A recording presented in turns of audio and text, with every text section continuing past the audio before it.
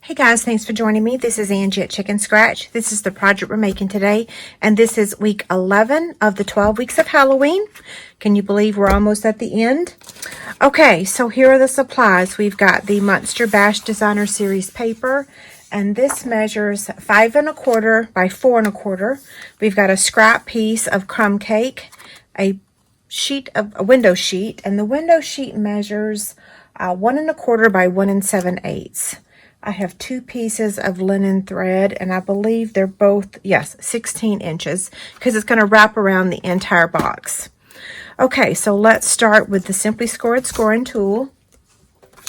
Okay, so I'm going to take the jars and put the bottom of the jars on the left side over here. That's going to be the bottom of my box, okay? So this is on the 4 1/4 side. I usually call that the portrait side. And we are going to score that. Let's see, I want to make sure I give you the right measurement. It's 7/8, 2 7/8, and 3 3/4. Then you're going to place it on the 5 1/4 side. I like to call that the landscape side. And I'm going to score it at 7/8, 2 3/8, 3 1/4, and 4 3/4.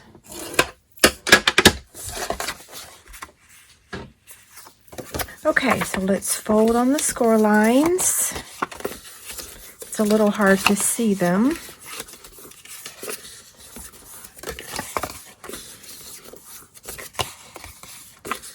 Okay, there we go.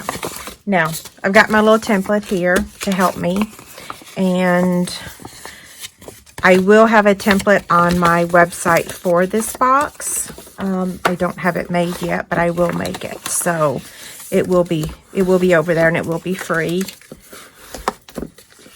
Okay, so I'm trying to see where.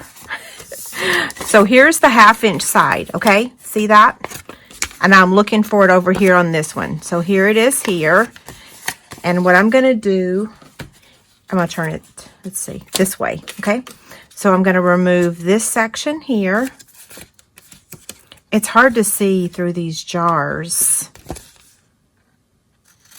There we go. There's that one. And then up here at the top, we're going to also remove that section. Okay? Now, working down, this is the bottom of our box, because the jars are, you know, the bottom of the jars are down here. So that's the bottom. So I'm cutting on these score lines.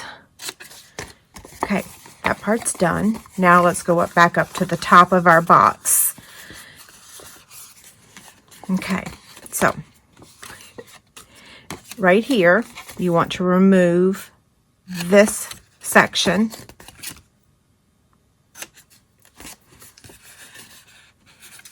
I'm going to cut on these score lines just so that can help me find them. Okay, so again, I'm looking at my template here. I'll make sure you have a printed copy. So on this one right here, I'm going to cut down to that next score line, okay? And then I'm going to do the same thing here, because that makes this the top of my box. And I'm going to go ahead and take my detailed trio punch and round those edges, and that really helps you master assembling this box, okay? Because then now you can tell, okay, this next piece has to match that. So we need to cut down to the score line here, but we're only going to remove this section here. And like I said, you will have the diagram, okay? So I'm just using this right here. Now, this section here can get completely removed. Okay? Now, before we assemble this, I can tell I cut this a little crooked. We want to also make the hole for our window here. So if this is going to fold like that, this is the back of our box. This is the front. So I'm going to take the ornate frame die, I've got that here, and I'm going to cut a window. Now, I will tell you, centering this could be quite possibly the hardest part of this project, is just getting this centered on that space. So we'll get the big shot real quick and we'll go ahead and do that, okay? Okay, so here we go. How are we going to center this? I'm going to bring these, hopefully you can see this. Let me make sure it's in the camera. Okay, so I'm going to bring these up, bring this up, and then that right there is going to show me where to make the hole. Okay, and I'm bringing that side up too, just to make sure that I have it centered. If you can see better from the other side, then by all means, you know, do that as well. Turn it.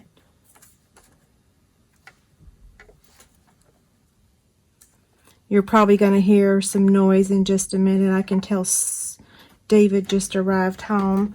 And you also want to make sure that you position this on here so that it doesn't get caught in the edges, okay? So there's that.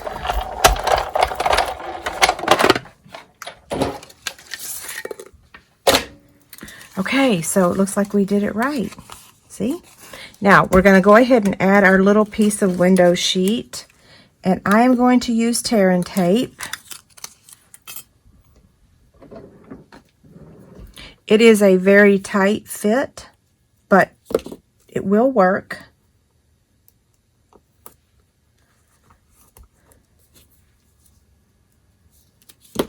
And I'm not peeling off the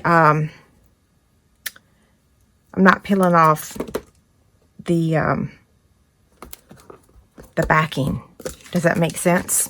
Now I want to put a piece down here. Okay? Okay, that's what it's going to look like. So let's go ahead and add our adhesive over here. And I'm just going to angle cut this because I always like doing that. So I'm going to take my tear and tape again. Okay. There's that. I'm going to get my take your pick tool and remove the backing. And then fold this over and line that up.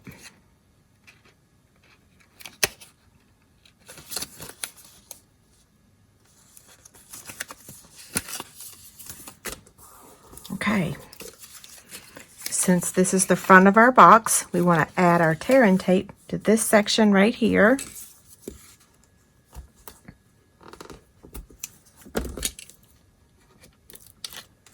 Now, we didn't trim those tabs. If they give us any problems, we will trim them. It doesn't look like it's going to. Well, it's a little wonky on the bottom, but it'll be okay. You can take your scissors and trim that little extra off. Okay, so now our little box is ready for candy. If you want to put candy in it, I have a little bag of, I did just wash my hands, I promise. What are these? Candy corn. My husband loves them. I do not. They're too sweet. Okay, so then close the box just like that. See? Perfect fit. So whatever candy you want to put in there. Skittles, candy corn. Okay, so now we're going to take the crumb cake piece and we are using the Itty Bitty Greeting stamp set. It has the perfect trick-or-treat greeting. I'm going to stamp it right there in the middle of the crumb cake, and we are going to use a second die from the ornate frames. Okay, so now we're going to place the crumb cake cardstock there, and we're just going to position this, and you have to decide how to position it, and it's better this way, okay? I'm laughing because it took me a couple times myself to figure out how to make it fit. But that is it right there. You want equal space on the left and the right, okay?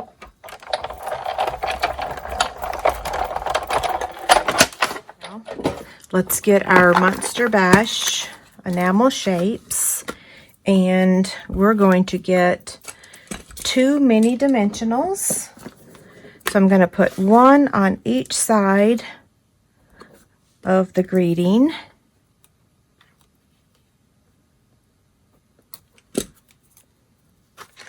Okay, where's the top? There it is. So it's going to go across just like that.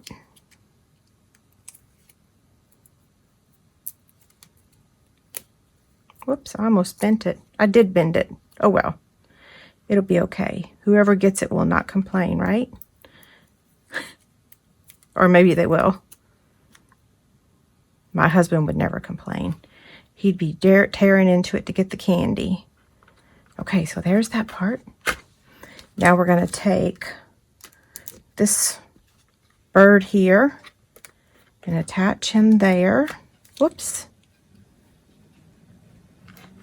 I don't want to squish my box, you know. And then I'm going to take one of these other ones facing, let's see, this direction, and add it up here. You don't have to add 2 of those if you don't want to, but I figure why not? I've got extras left over this time. And then I'm going to take my 2 pieces of linen thread, and you're going to stand that up. You want the equal amount of distance when you're tying this bow, okay?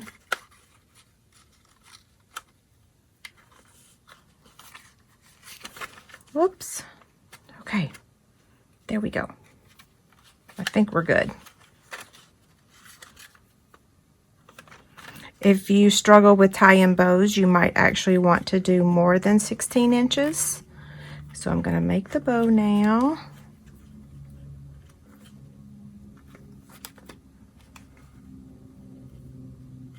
This is my 3rd attempt at filming this video. What happened? I think my phone rang. I scored the paper in the wrong direction because the jars were upside down. So yeah, 3rd time's a charm. I think I've successfully completed it, right? I know it's a teeny tiny project, but it's so cute, right?